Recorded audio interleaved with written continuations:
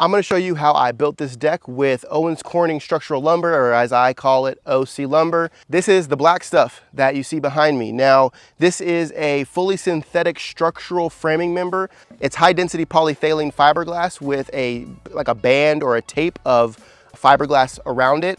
And that's what gives you this structural board. It doesn't rust, it doesn't rot. It doesn't have nearly the expansion and contraction as traditional lumber. It is basically your foolproof framing member. Now this stuff gives you a lifetime warranty for residential and a 25-year warranty on commercial. Now the first thing that I'll talk about here is the ledger board. The ledger board is the most important aspect of a deck. That is where your deck basically starts. It's the cornerstone of your deck. Now that is where most decks fail, because that is where a lot of moisture hits, because it's the back corner, everything runs there, and then it's going to sit there because there's usually not a lot of areas for it to escape, especially if it gets under the flashing. So I would recommend, even if you're not framing your whole deck with Owens Corning, if you can do your ledger board with Owens Corning, that's going to give you a lot of peace of mind knowing that your connections and your joints are going to stay secure and stay tight. With Owens Corning lumber as your band board, you don't have to worry about any moisture around your brackets or around your connecting joints, because this board will not rot.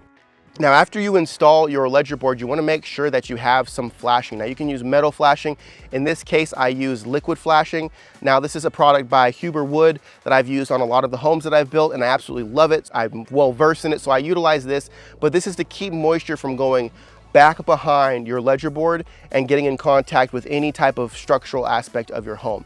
Now, I'm attaching this onto a structural band board of the house, which is just your traditional 2x6 lumber. So I want to make sure no moisture gets in contact with that traditional lumber. I want it all to come to the outside and run off on the OC lumber, because I don't have to worry about this rotting.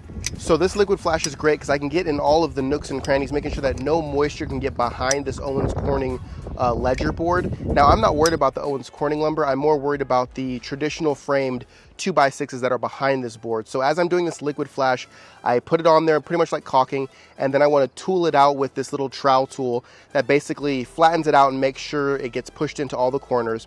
And then when I'm done, I want to make sure it has negative slope away from the home. So I want to make sure that if water gets back on this ledger board, it's going to slope out towards the front. Once I got my ledger board secured, I went ahead and threw my liquid flash up there, and now I'm good to go to frame the rest of my deck.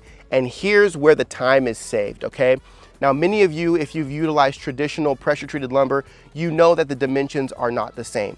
You have a 2x8 that comes out being, which is normally 1.5 by, I think, 7 1/4. And some of them are 7 1/4, but some of them are 7 1/8. Some of them are 7 and almost a half. Some of them just aren't, like, they taper off at the end. They have a little, from the planer, it has a little bit of a nick on the end. With traditional lumber, you have splits, you have knots, you have warps, you have twists, you have all this other stuff that you have to take into account, and you order extra because some boards are going to be scrapped, some ends are going to have to be cut, so you order extra long, and there's just a lot of variables when it comes to building something with traditional lumber.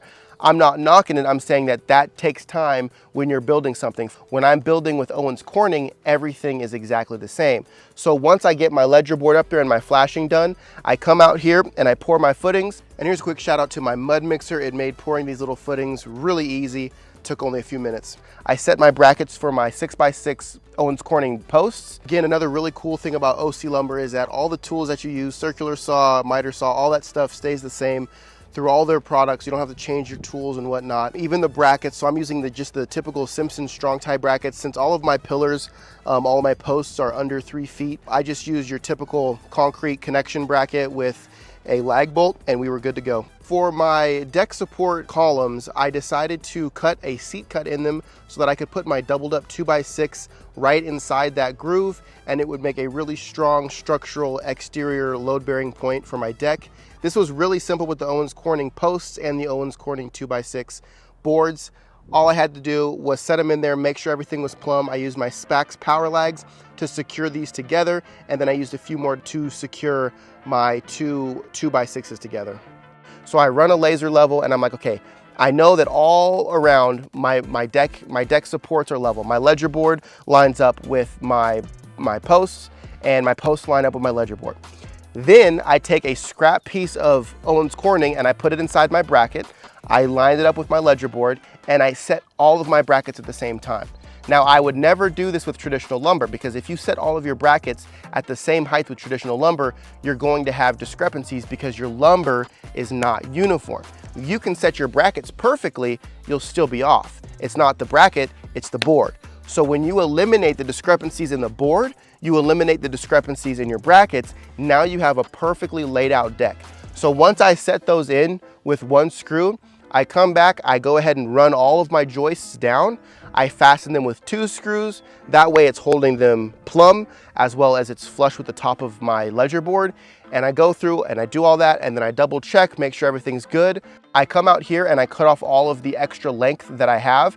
Now that extra cutoff, because there is no waste with these boards, I don't have to worry about bad ends.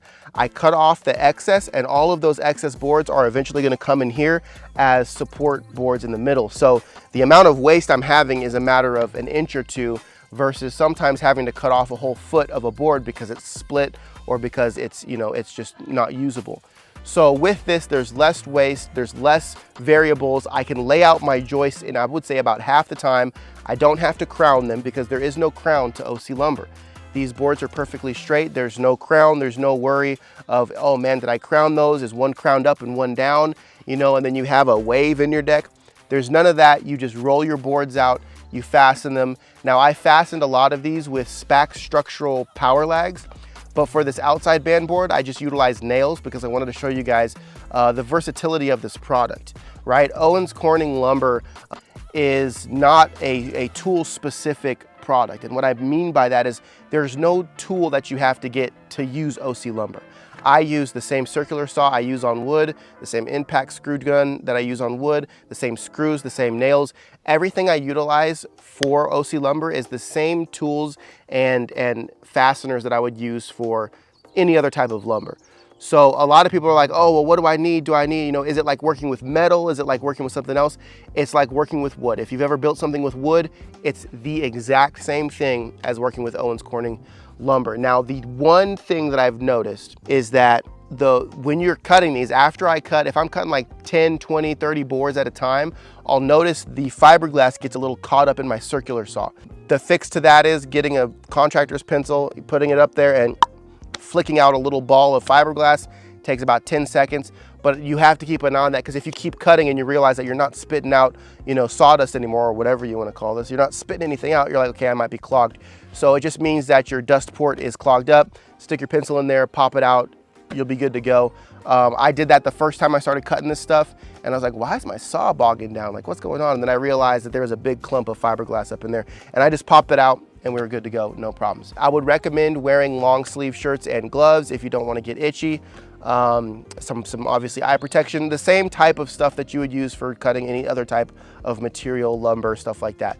Just use common sense, use your PPE, and treat it like any other piece of lumber.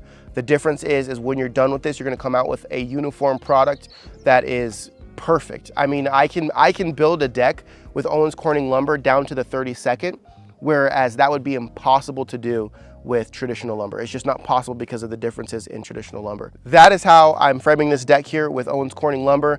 I highly recommend this. This can be utilized, as you saw with the band board. This can be utilized with traditional lumber as well. You don't have to just do all Owens Corning. If you want to attach Owens Corning onto an existing deck like I did, if you want to use Owens Corning for your ledger board and then run traditional lumber out from that, using Owens Corning is going to give you peace of mind knowing that your deck's not going to detach from your ledger board and you don't have to worry about anything. So anyway, guys, I appreciate you. The next video that I come out with, we're going to be decking this thing, and we're going to go ahead and do some stairs and do a little ramp, and I'll show you guys how I do that as well. Appreciate you. Much love.